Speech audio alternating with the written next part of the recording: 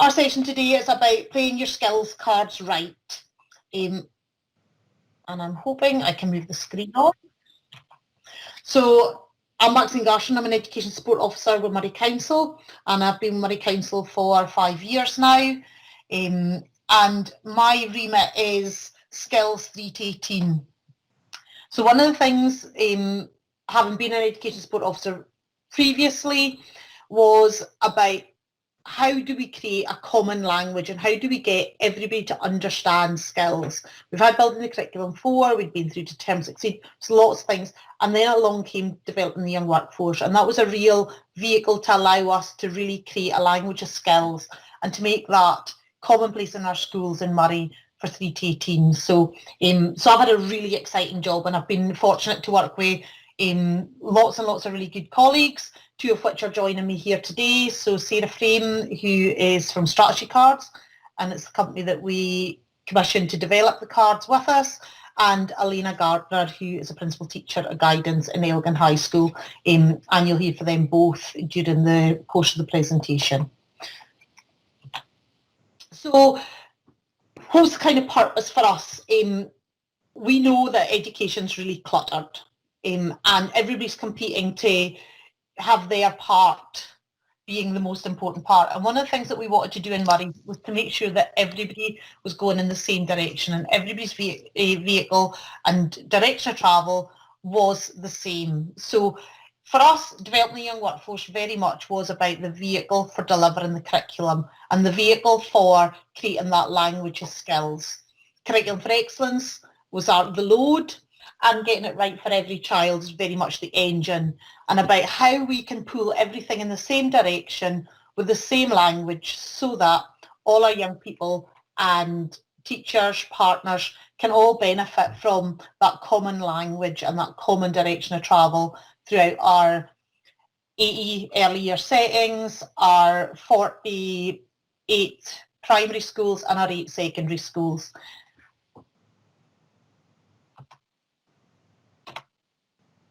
The common language of skills, and Ollie Brace spoke about this morning in the very first session that was on, was about how we create that common language of skills.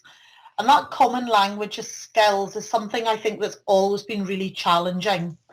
I was looking up, when a young person says that they're learning Chinese, is it the same Chinese that we're all learning? There's 8 different Chineses to learn. And that's often the case with language, is that, it's very difficult to make sure that we're all speaking the same language and we're all got the same message and we're all pulling together in the same direction with art. So for me, that whole learning Chinese is quite a good way of thinking about that language of skills. For our secondary people, can I just ask everybody to put their microphone on mute, please? That common language of skills for our secondary practitioners that Elena would work with, they might have up to 8 different teachers in a day, and if every teacher's talking a slightly different language, then it can be very confusing for the young person. We can then have partners, parents, guardians, outside influences who are all talking about the same thing but in a slightly different way. And what we wanted to do was absolutely, like the World Economic Forum suggested, was to create a common language of skills where skills and knowledge were on an equal footing that helped our young people to understand how their attitudes and their abilities affected what it was they want to do now and in the future. So within Murray, we have a common skills framework. And one of the reasons that this was really important for us to develop was because as developing the young workforce became more embedded into our schools and our curriculum, it was important that all our partners were able to speak the same language. And we're fortunate today on the call to have some of our DYW partners and some of our SDS partners on the call. And if we have that common language, then it's easy for us all to be able to communicate in the same way. And our skills framework has been developed from lots and lots of partner discussion, but also looking at the Skills 4.0, the World Economic Forum, and lots of other frameworks that has been across. But most importantly, is absolutely embedded in the refresh narrative and the 4 capacities.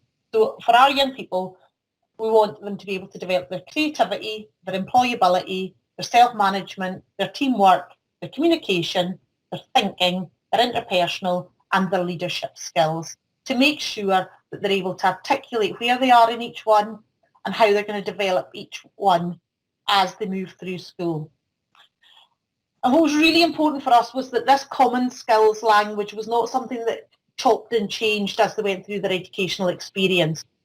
If you think about that 3 to 18 journey, if we get the early and the first level, so if we look at it as a dry stone dike, the foundation's right, it's very easy then to build and to balance those coping stones so that our young people are in a position to articulate their skills and to move into that positive and sustained destinations, which is what we're all aiming for.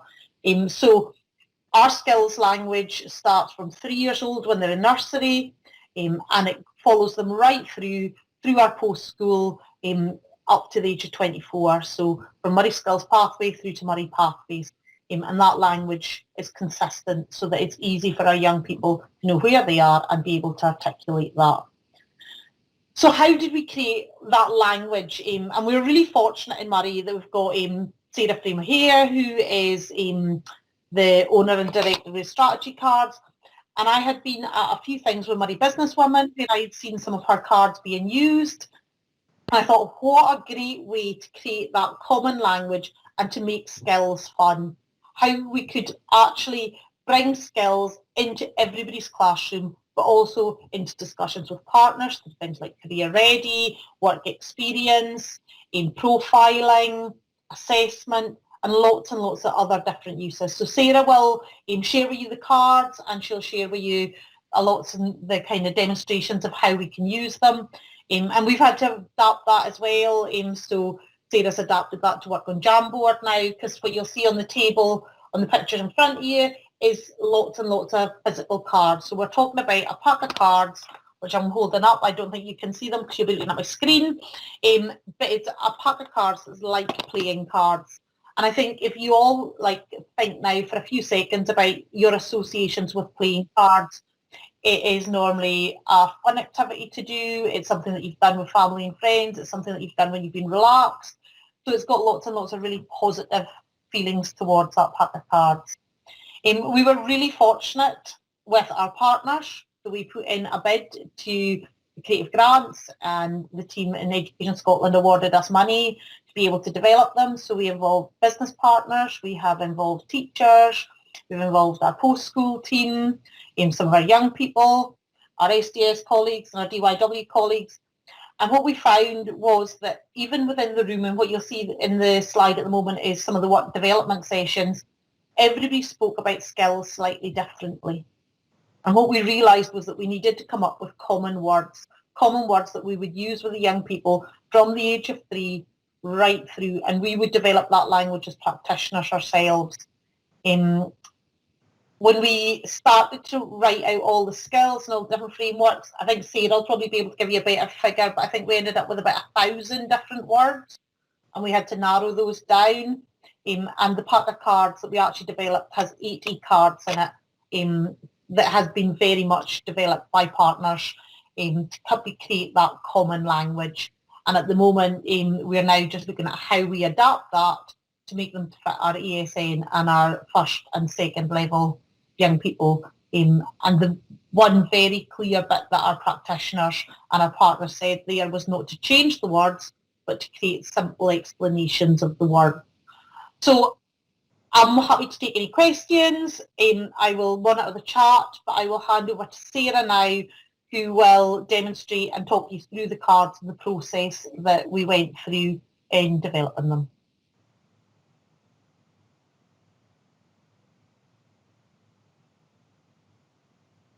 You should be able to share now, Sarah. Hello. Good afternoon, everybody. I hope everybody can see me on the screen just now. Yeah.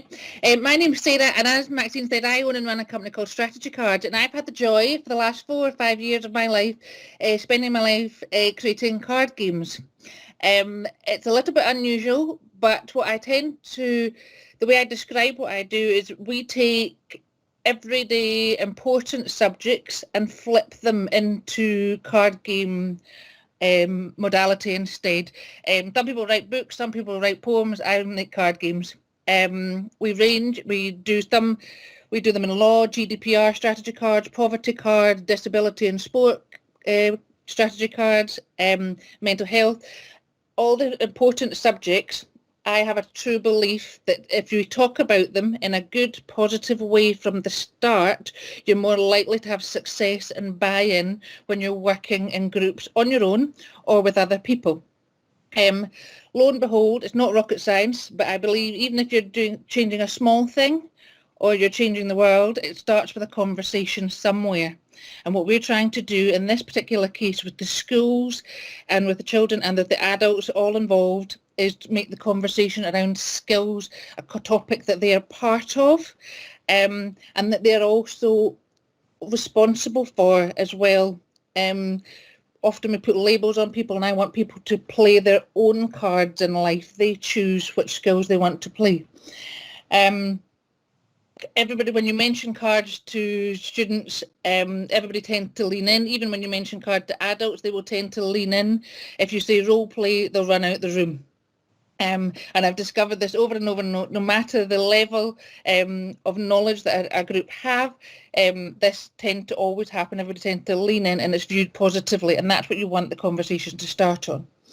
So in the skills format here, these cards started actually from a career-ready student of mine who made a mini pack of cards, and he simply wanted a pack of cards to write his CV, and I said, right, okay, well, that's what we'll do. So it started out with 25 cards, and they look slightly different from what they are now, but it was 25 cards, and then we took the Curriculum of Excellence, all the ICANN statements, CMS frameworks, the existing Murray Skills pathway, and we did end up with about 1,000 words, and we had to break it down, and well done to all the partners involved, because we managed to whittle it down to about 80. In real life, I'd have you sitting all round in different tables, and I'd give you all a different pack of coloured cards. But today I'm going to share my screen, and I will simulate everything on Google Jamboard. Okay, I believe Google Jamboard is used fairly commonly in schools, and this slide I'm showing you just now is this is what the tin looks like that Max was holding up.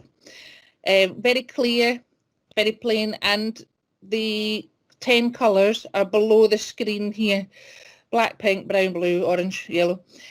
Those 10 colours are, actually, to reverse a little bit, I'm actually an optometrist by trade. That's what I did at university. A long story short, I got bored doing eye tests and I jumped ship and started doing this instead.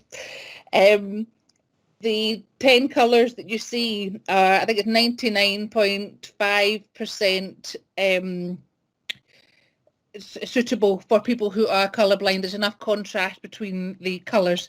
If anybody was to use them and they knew they had somebody red, green colourblind in the class, you'd be more likely to lead them towards the blues, the blacks or the greys, and they'll find those ones easier to handle. Right? In the pack of cards, there's 80 cards in total, and on the topics card, and we'll see them in a minute, 60 of them are soft skills and 20 of them are hard skills.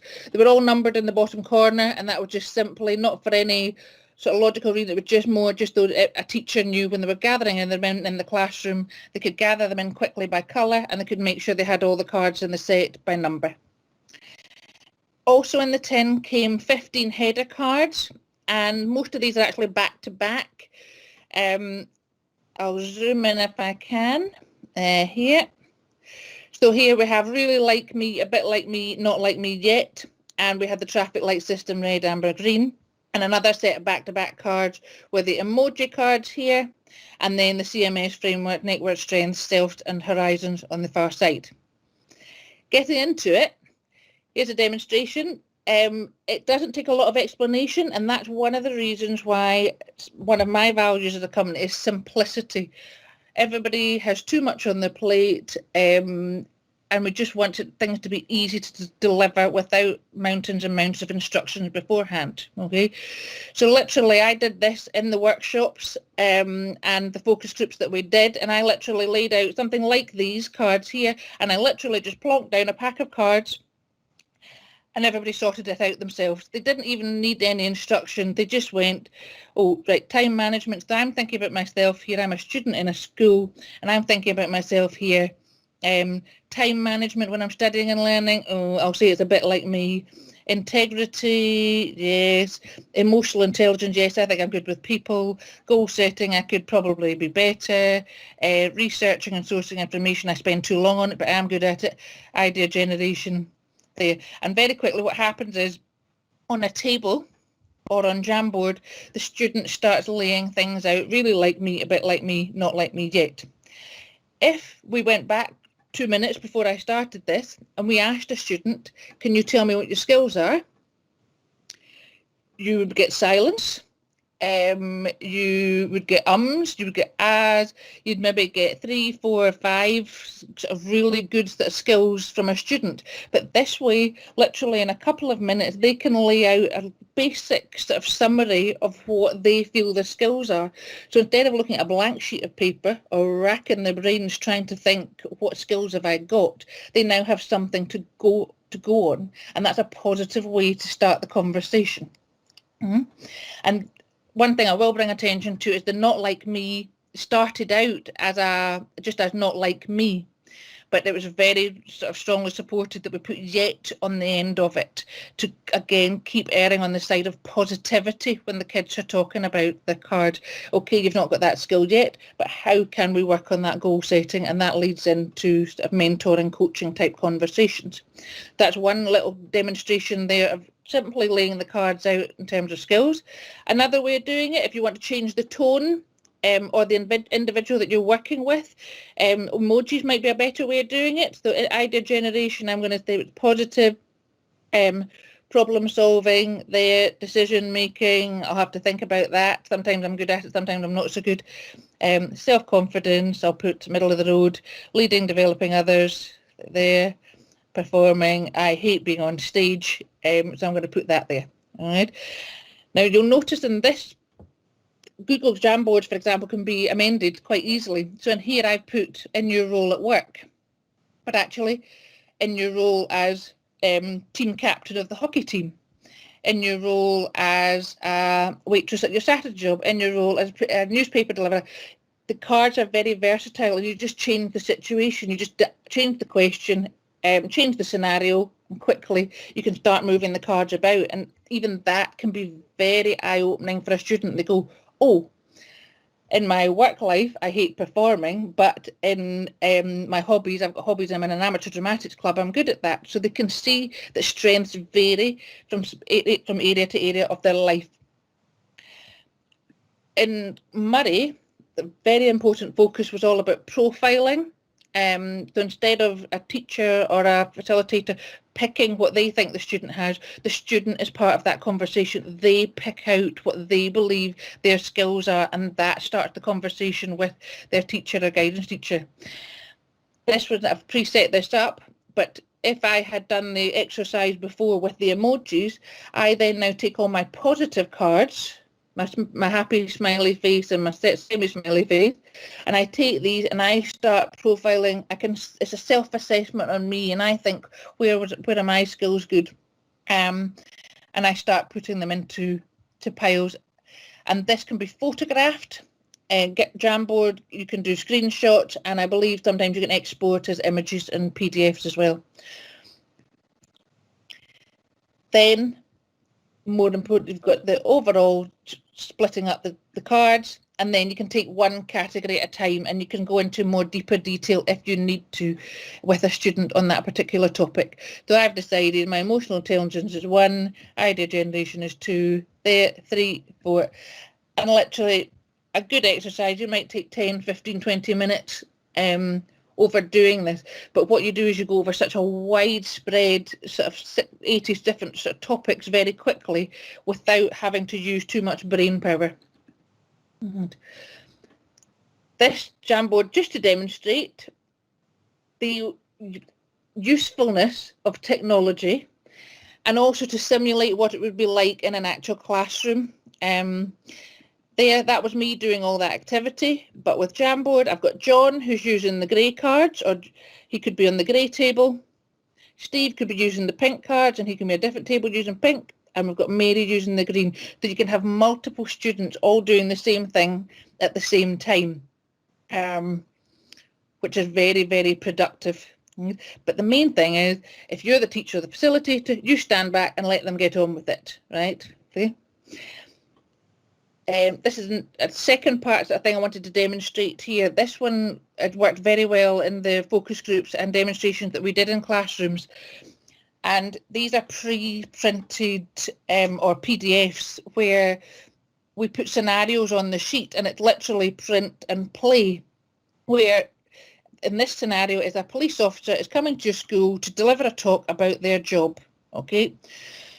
So this could be done before the police officer comes in. Print off the same sheet, give it to every table. Each table is a different colour, and they choose what skills they think the police officer has before the police officer comes into the school. Okay, so this one is about forced choice. So here I've actually got 20 cards, I think it is. Leading, managing and developing others, yes, if you were the sergeant. Performing, I don't think, not sparking anything in my mind. Innovative, inventive as a police officer, it's not jumping into anything. Collaboration, 100% there. And this is now when it gets harder.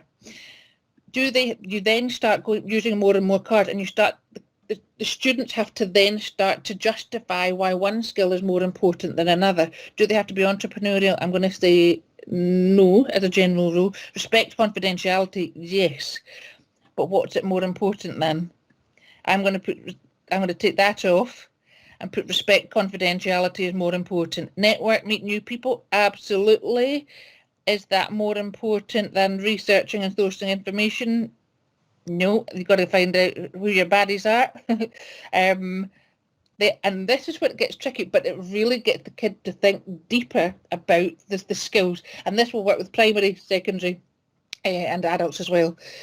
This can also be done on the day with a police officer.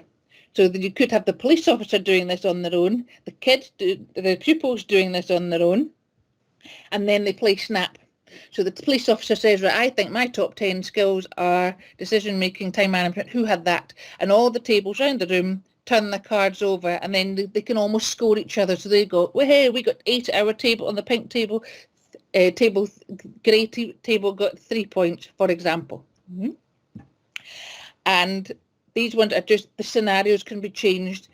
This one is you're starting high school after the summer holidays. This is your P7s. Choose the top 10 set of skills that you think will be needed when you get to high school. And again, they could do this in groups. I probably would suggest that for this one. Do this in groups and then in different colours. This one is for, I would say, pupils who are filling out ACAS forms and things like that. This one is something that you use in a school project. The scenario that came into mind for me was, for example, if I was running the school tuck shop, that was something I'd volunteered to do. That would be an excellent sort of case study to put into ACAS. Now, currently I sit with my form and I think, oh, right, what skills do I use when I run a tuck shop? I'm not sure. This makes it so much easier. Here, I've chosen the hard skills for this one, just to demonstrate. The budgeting, yeah, very much so. Making, handling phone calls. Maybe if I had to order some crisps and sweets and things. Customer service, yes, I had to think about that. Build and repair things, I'm going to say no to that. Operate and maintain tools and equipment, possibly if there was some kind of till or something like that. Interviewing, if it was hardcore, you've got to be tough to get into the school tuck shop. There you go. Interviewing, we did some of that. Administrative, yes, we had to keep records of everything we sold. We had to do stock takes. Teaching and sharing knowledge. Volunteering, yeah. Teaching and sharing knowledge, yes, we had new people come in every month on a cycle, and they would take over sort of different job roles within the tuck shop. Mathematics, yeah, learn how to use my Excel spreadsheets and see what our profitability was like. We had to go to Murray College and get our food safety certificate, just because we had to understand when we were selling cupcakes and things like that, we were complying with health and safety in the schools, and so on. All right, so that's giving you a scenario of one where they have done it. They can see themselves doing it. They can visualize it. They then very quickly start, and they're starting from a point of strength. So they now are filling out their form. You can imagine the question, give us an example of a time where you have used skills in a project at school, and you can start with something like this, and they pick out their favourite ones. They can also use the cards, again, I'm trying to demonstrate the versatility in these, to use them in the future.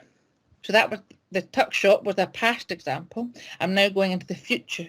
The 10 years on, I'm looking ahead at myself and I'm going, what's my dream job? And my dream job, now, we did this in one of the focus groups, and I can't remember, somebody said it was an ice cream shop owner.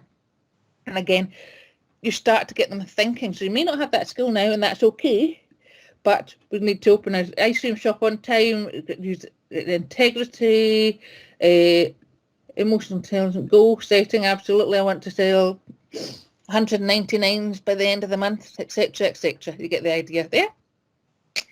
And I wanted to show you just in Jamboard, this from a facilitator and a teacher's point of view is the adaptability on it. We put a lot of blank templates into Murray Skills Pathway in Glow, and you can literally change them. So the police example that I gave you before, that could be the policeman could be on one table and you've got to choose his skills.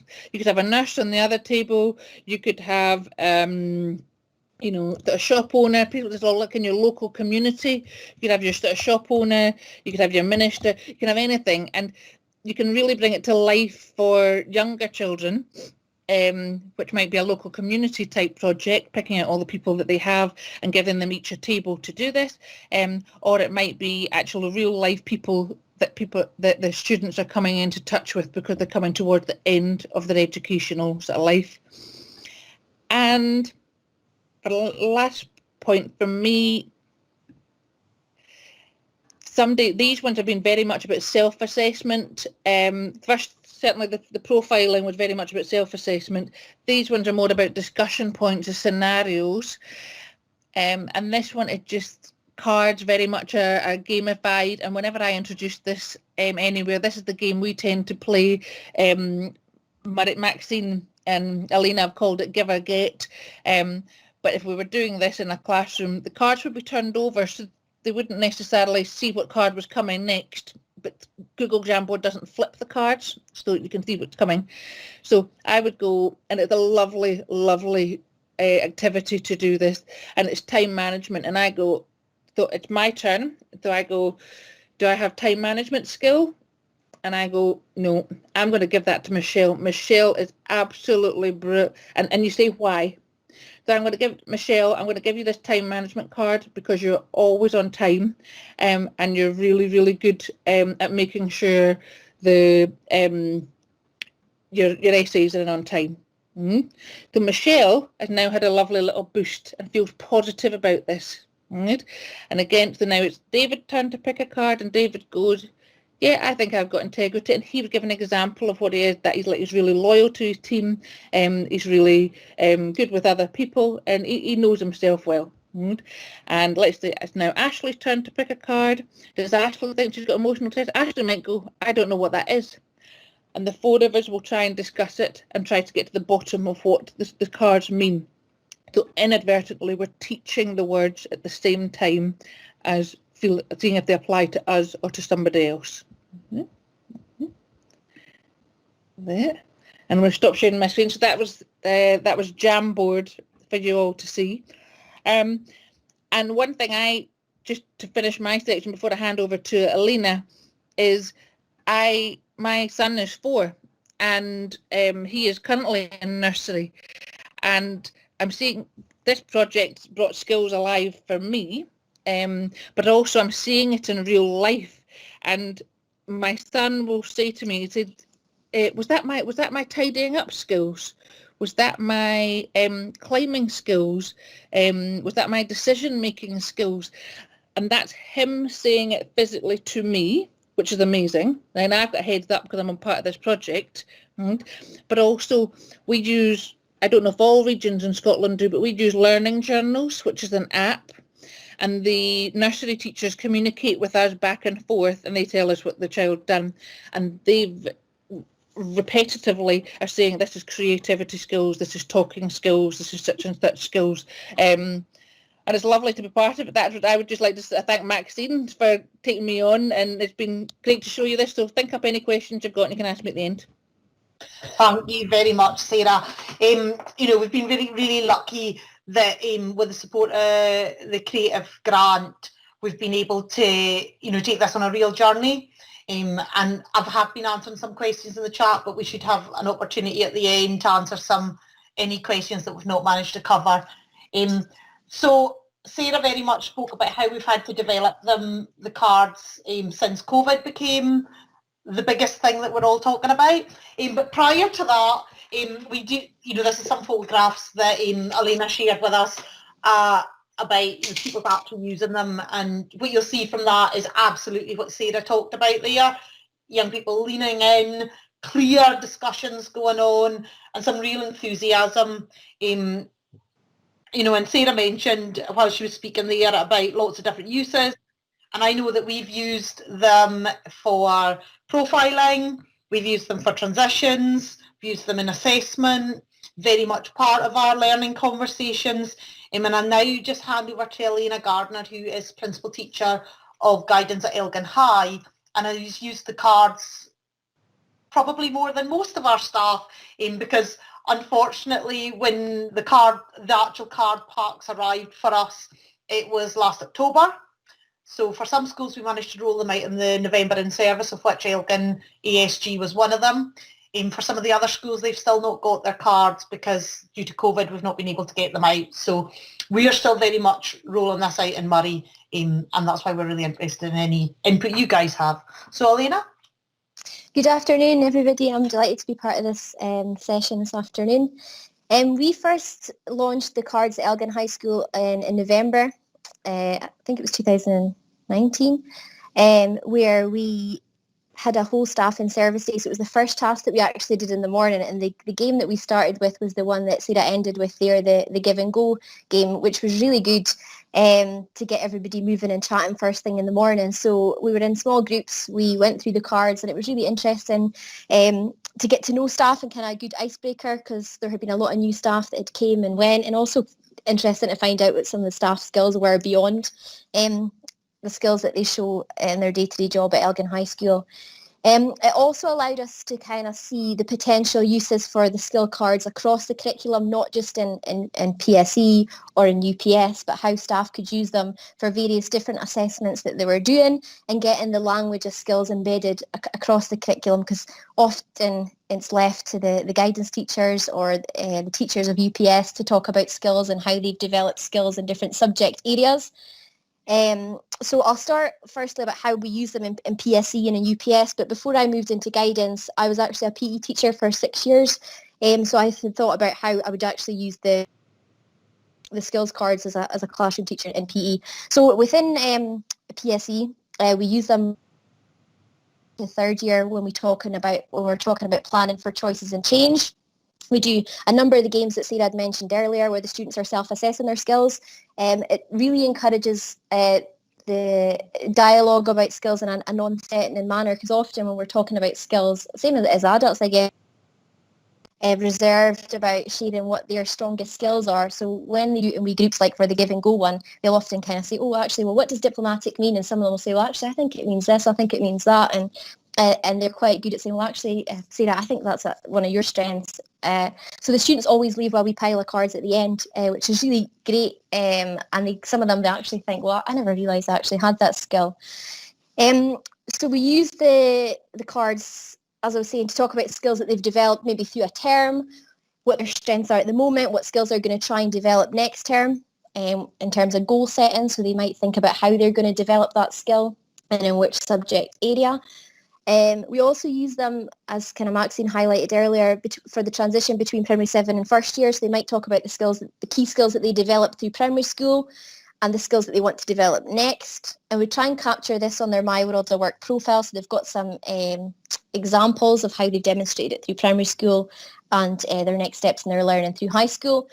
We used it this year actually for the transition between P7 and S1 to talk about, for one of the transition activities, a key skill that you would need to be a successful S1 student, for example, and also the skills that they might need for their dream job, which was quite interesting to hear some of the career development that's gone on in primary schools, and they all had really good ideas about jobs that existed or jobs that were not created yet, but they might think might exist in the future by the time they've left school.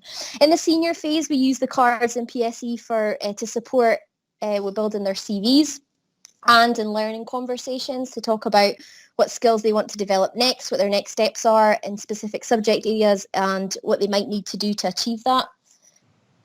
Another example of how we might use them, hopefully soon, through work experience. So before a student goes out in a work experience placement, think about a skill that they want to develop so they've got a clear focus and purpose to their placement. The students, feedback from the students is they really, like I said earlier, they find it non-threatening. They like chatting to each other about skills that they've got, and also it kind of, rather than me explaining what the skill is, it's quite good for them to show their knowledge of how their understanding of the skills in action. As a PE teacher, what I was thinking about the other week is you could use them through like a sport education model. Like, for example, if the students were doing like a handball tournament or something like that, you might use them at the start to identify the skills and the strengths of the team and who would be best suited to each role. And then you could use that to kind of assess, I guess, where they are and what skills they still need to develop, not only their physical skills, but their social skills. The cards are really adaptable as well. Like last week when I came in, we only had 10 students back in each class, but we had a power outage of the computer system, so everything was down. I thought, oh no, what am I going to do? So I thought, I'll grab the skills cards and we'll do something with them. And the kids were really creative, and they actually came up with their own games that they could do. They were creating a skills pyramid, actually, one of them came up with, and they were reflecting on the skills that they developed through home learning. And then they took a picture of the skills pyramids that they created, and they were going to put that on their My World of Work profile when they're back in after the holidays. Another student came up with the idea of thinking about jobs that they'd seen that had been kind of highlighted in the news through COVID. So they talked about the skills that Nicola Sturgeon needed, or the skills that a team of vaccinators needed, and they gave examples of why that skill will be needed more than others. It's kind of made the discussion around skills more explicit, and they're talking, like before when I would say to students, what skills you develop in PE, they'd be like, oh, we learn about fitness and how to keep ourselves healthy.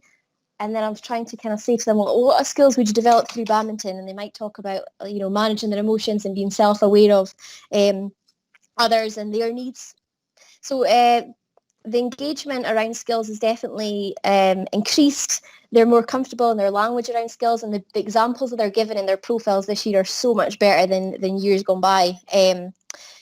They're a lot better at reflecting on what skills they still need to develop in terms of their next steps beyond school. And it kind of, as I said earlier, it really allows them to take empowerment and leadership of their own learning, and also seeing how skills transfer across the curriculum and across subject areas. But as I was saying earlier, they're really adaptable, and as a team, we're constantly thinking about different ways that we can use the cards to support the young people. Thank you for listening. Thank you very much, Elena. I think, just listening to both Sarah and Elena, Elena wasn't involved in the original working group around it, but, it has created a real enthusiasm about that language of skills and about making the language of skills more accessible. The cards that Sarah demonstrated on the Jamboard were our first set of cards. We've since decided that it's really important that we have those cards available lower down and for different young people who might not be able to access that language straight away. So the cards that we've just got at the moment are really for ESN first and second level, where it's exactly the same word, but underneath there's a small description of what that word means, so that we can support the development of that language. And we've also, in the header cards, added the 4 capacities so that we can use the cards to assess where young people feel they are under the 4 capacities in the CFE. So, they are very much evolving. It's a piece of work that, we as Murray are very proud of. It's a piece of work where our employers, our partners, our schools, our young people and our parents have all engaged in. and it's something that will continue to evolve. But hopefully, as Elena said, the language of skills will become much more embedded in what the young people are doing in the classroom, but also how they then take that post-school and into the world of work, and hopefully into that sustained destinations. So I think that's pretty much our presentation. We have got about 15 minutes if anybody has any questions. What I will do is, if anybody wants to leave us, that is absolutely fine. I know you're all busy, but I have put the evaluation form in the chat, and I'm sure Julia will email that out after the session as well to everybody. But if anybody's got any questions, please feel free to stick your hand up, come in and join us, let us know what you think of the cards. Any feedback's always welcomed. I think you guys have explained it so well, nobody's got anything to say.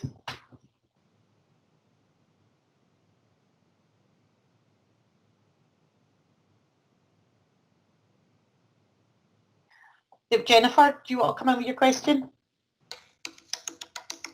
Hi there. I don't have access to the chat facility, so I just wanted to say that I think the cards look absolutely fantastic. They look so accessible for young people, and the way they help to make the skills so explicit, because these conversations when I work with secondary age kids who are not in mainstream, and we're very much focused on trying to help them find positive destinations. And when you try to have these skill-based conversations with them, it is so difficult because they don't believe they have any skills to start with, and being able to have something in their hand that you can actually, play about with and have fun with, and just something tangible and physical. I just think it's incredible. And how do we get them? It's something that we've developed as a local authority, and we've ordered them, but it's something that we could certainly look at how we might share that wider going forward. It's not something, we've not been at that stage up until now, but we're definitely, it's something that we could definitely look at doing, and how we would share that, absolutely. And there's a couple of questions in the chat about fact that they look relevant. I'm not sure if Sarah and Elena can see the chart, so I'm just, yeah, you can, so I don't need to relay that, that's fine. What I would say, Jennifer, as well, is the thing that's really lovely about them is the way that for some of our young people, how that having something in their hand almost feels a bit like a safety blanket. So it's, it's reassuring for them when they start that conversation about skills, and they feel much more confident because it's almost like they've got something to hold on to. And what I loved, Elena talked about it, the give and get game. So what was really lovely was when we were having those development sessions and we played the give and get game with staff, it was about how positive the staff felt about getting some positive feedback, and how much that really, the atmosphere that created in that room. I think that was one of our best development sessions because everybody was in such a positive frame of mind. Sarah and Elena, you might want to come in and help answer this question about how did we choose the hard skills. So for us, the hard skills was more things about, IT skills, practical, that sort of thing. So it was kind of maybe skills that you wouldn't necessarily, it was more kind of, I guess, skills that you had. They were all actual sort of physical things that you had to be able to do. And we tried to incorporate the modern world because digital skills were absolutely paramount. One of the cards is digital communications. There's a card on sales and marketing because it's not just traditional hard skills where admin, using a computer, working a spreadsheet, building things, repairing things. The 20 we chose were quite sort of broad, and it was just your interpretation of it. Very global awareness was one. That was a skill, that was a modern one that's come out, maybe in your meta skills. But yeah, there was, you could go on for years because if you take every job and basically list all the tasks within that job, that's your hard skills. But that's where you have to sort of limit it. We limited it to 20, and then you brainstorm out from there. So you choose the job. for example, and it's all about IT. So what IT does that job use? Do they use iPad? Do they use phone? Do they use laptops? Do they use specific platforms? Hope that answered the question. So that if anybody wants to make contact or carry on the conversation, you're absolutely very welcome to. For people who don't have the chat, my email address is maxine.garson@murray.gov.uk, or I'm on Twitter @ESOskills. So has anybody else got any other questions? Can you repeat your... Oh, sorry, can you repeat your email address again, and I'll maybe just email you? Yep, it's maxine.garson, GARSON, @murray.gov.uk.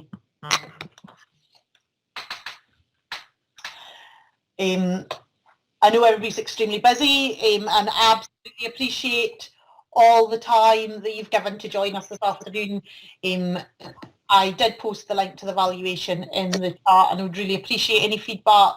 It'll give you the chance to add anything else, and I know it also supports Julie and the team in developing things for future creativity conferences.